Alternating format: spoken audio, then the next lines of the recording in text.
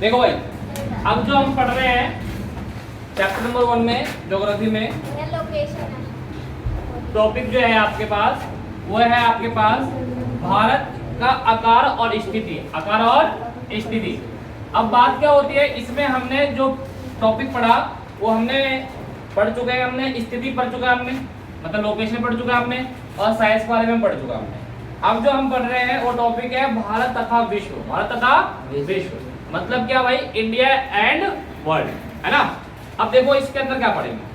पहली बात कह रहा है कि भारतीय भूखंड एशिया महाद्वीप के पूर्व और पश्चिम के मध्य में स्थित है। Very very important. आपसे बोल जाएगा कि भारत कौन से महाद्वीप में स्थित है, कौन से कॉन्टिनेंट में स्थित है बेटा, तो क्या बोलोगे, एशिया। तो सबसे बड़ा कॉन्टिनेंट या सबसे बड़ा महाद्वीप कौन सा है, एशिया महाद्वीप। गुड। और एशिया के अंदर भारत की स्थिति क्या है फिर, है ना। तो भारत की स्थिति है पूर्व और पश्चिम के मध्य में स्थित है। पूर्व और पश्चिम, ईस्ट और वेस्ट के सेंट्रल में, ईस्ट और वेस्ट के सेंट्रल में है। ठीक है। अगर आपको मैं दिखाऊं तो इसमें देखो, यहाँ देखो, यह आपका एशिया है पूरा, है ना, और बीच में है। क्लियर है ना। आगे और फिर भारत के दक्षिण में क्या है बेटा, कौन सा महासागर है भारत के दक्षिण में, हिंद महासागर। हिंद महासागर। कौन सा है, हिंद महासागर। और इधर कौन सा है, बंगाल की खाड़ी बताया था। इधर कौन सा है, अरब सागर। क्लियर है ना ये चीज। अब देखो इसमें ज्यादा कुछ है नहीं, इसमें जो इम्पोर्टेंट टॉपिक है वो है भारत के पड़ोसी देश। ये है, वो निकालो आप नेक्स्ट पेज पे। अब देखो क्या कह रहा है, भारत में कितने राज्य हैं, भारत में कितने राज्य हैं बेटा बताओ। भारत में 29 राज्य है। बहुत ही अच्छा। 22 28 गुड। भारत में कितने राज्य है बेटा, 28। पूरा कहीं के जितने भी लड़के हैं सारे आवारे हैं। एक लड़की बता पाई, मैंने बोला था 28 में से बताया, मैंने 28 में बताया। भाई आवाज ही नहीं आई मेरे पास। क्या बात, दो नहीं, तू दो बता दे यार, मैंने 28 आओ में बताया। चलो कोई नहीं, लड़की पढ़ रही है बस। नहीं हम लड़के तो हाँ तुम नहीं पढ़ रहे, चलो। अच्छा, केंद्र शासित प्रदेश कितने हैं, आओ दो भैया। यूटी कितने हैं बेटा बताओ। 9। बहुत बढ़िया, बहुत आठ कितने बेटा, 8। अरे हाँ, पहले वो 7 थे, यार फिर जब 9 हुए, फिर 8 आ गए, है ना। साथ हाँ, दो इम्पोर्टेंट एक साथ हो गए। आ गया।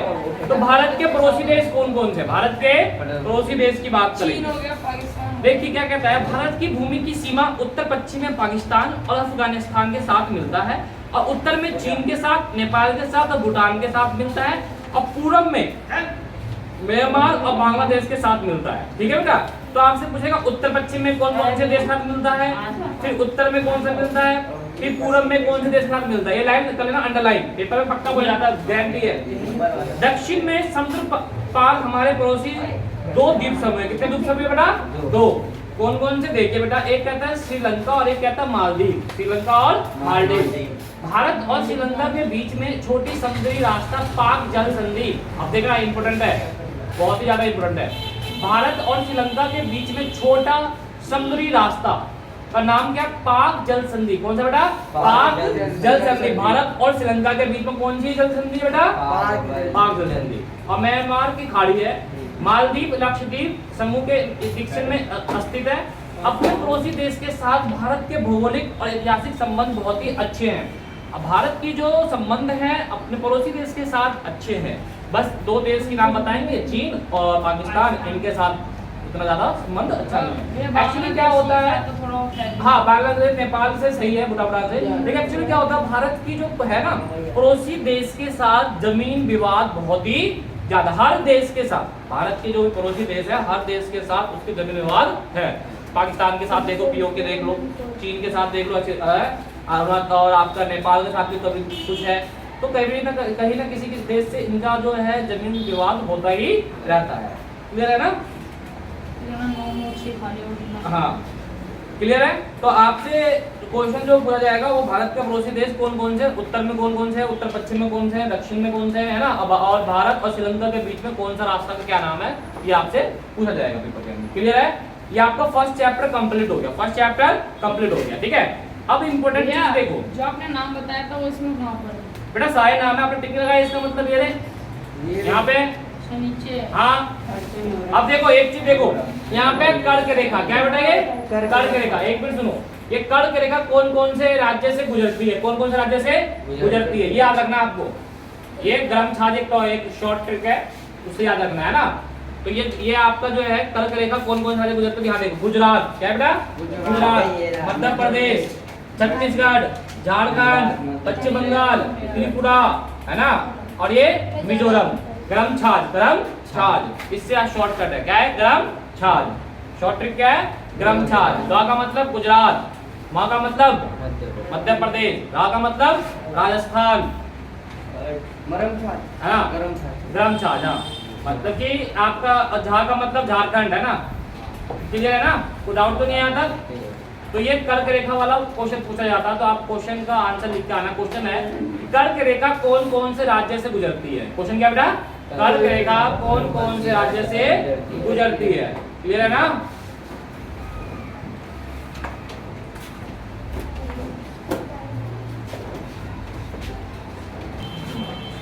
देखो भाई, अब जो एक क्वेश्चन जो आता है पेपर के अंदर वो है कर्क रेखा कौन कौन से राज्य से गुजरती है, ठीक है।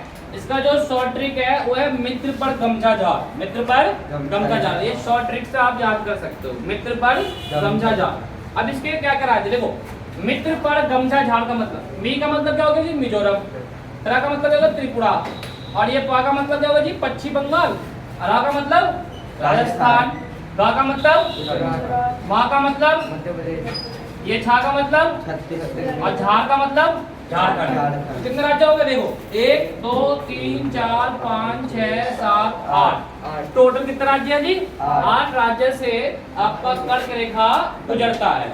अब देखो क्वेश्चन देखो पहले, तो शॉर्ट ट्रिक क्या है बेटा, मित्र पर गमछा झाड़, मित्र के ऊपर क्या करना है, गमछा क्वेश्चन झाड़। आएगा, हम यही आंसर लिख दें, मित्र पर गमछा तो झाड़। भाई क्वेश्चन में तो लिखना है, ये तो तुम्हारे लिए याद करवाया शॉर्ट ट्रिक है। अब तुमसे पूछे क्वेश्चन के अंदर क्या कि मैं कर्क रेखा कौन कौन राज्य से गुजरती है, मित्र पर गमछा झाड़। अब वो एग्जाम में देगा मित्र गमछा झाड़, अबे कौन कौन से राज्य हैं इसमें वो बताओ आप। ये जो शॉर्ट ट्रिक है आपको याद करने की, ये क्या है आपके लिए, एग्जाम में नहीं लिखना है आपको, क्लियर है ना, कोई डाउट तो नहीं है अब, ठीक है।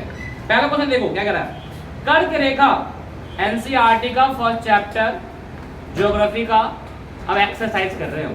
पहला क्वेश्चन का पहला पार्ट क्या कहता है, कर्क रेखा किस राज्य से नहीं गुजरती, कर्क रेखा किस राज्य से नहीं गुजरती, राजस्थान गुजरती है, उड़ीसा, नहीं, त्रिपुरा गुजरती है, छत्तीसगढ़, नहीं। त्रिपुरा आंसर है इसका, हो तो बिल्कुल उड़ीसा है, उड़ीसा, सॉरी उड़ीसा आंसर है ना। आगे देखो, ये छत्तीसगढ़ से कहाँ हो? छत्तीसगढ़ गुजरती है ना बेटा, छत्तीसगढ़ ये रहा, है ना। तो आपका जो आंसर हो गया जी उड़ीसा, क्या हो गया बेटा, उड़ीसा, क्लियर है ना। आगे देखो, भारत का सबसे पूर्वी देशांतर कौन सा है, पूर्वी देशांतर, ये मैंने पढ़ाया था अभी आपको, हाँ बिल्कुल सही, बिल्कुल सही। थर्ड का बताइए, उत्तराखंड, उत्तर प्रदेश, बिहार, पश्चिम बंगाल और सिक्किम की सीमा किस देश को छूती है, इस देश को छूती है, तो नेपाल को छूती है जी। किसको लेके छूती है जी, नेपाल, क्लियर है, कर लोगे। अब देखो इसमें क्वेश्चन नंबर थर्ड देखो पहले एक बार, सूर्य उदय अरुणाचल प्रदेश के पूर्वी भाग में गुजरात के पश्चिम भाग की अपेक्षा 2 घंटे पहले क्यों होता है, जबकि दोनों राज्य की घड़ी एक समय दर्शाती है, दोनों राज्य भारत में ही है, ऐसा क्यों, बताया था ना मैंने, जो उसकी डिस्टेंस है उसके कारण ऐसा होता है, 2 घंटे, डिस्टेंस के कारण। दो बातें याद रखनी है, देखो भाई, उत्तर से दक्षिण कितना किलोमीटर डिस्टेंस है, 3214 किलोमीटर, है ना।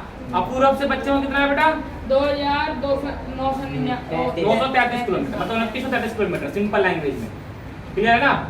तो ये आप अच्छा आपसे पूछेगा कि भारत की जो सबसे लंबाई जो है वो उत्तर दक्षिण में या पूर्व पश्चिम में है, उत्तर दक्षिण, क्लियर है ना, कोई डाउट तो नहीं है, कर लोगे आप पूरे क्वेश्चन, इसकी एक्सरसाइज हो करके आ रहा, ठीक है। गाड़ी कैसा निकालूं?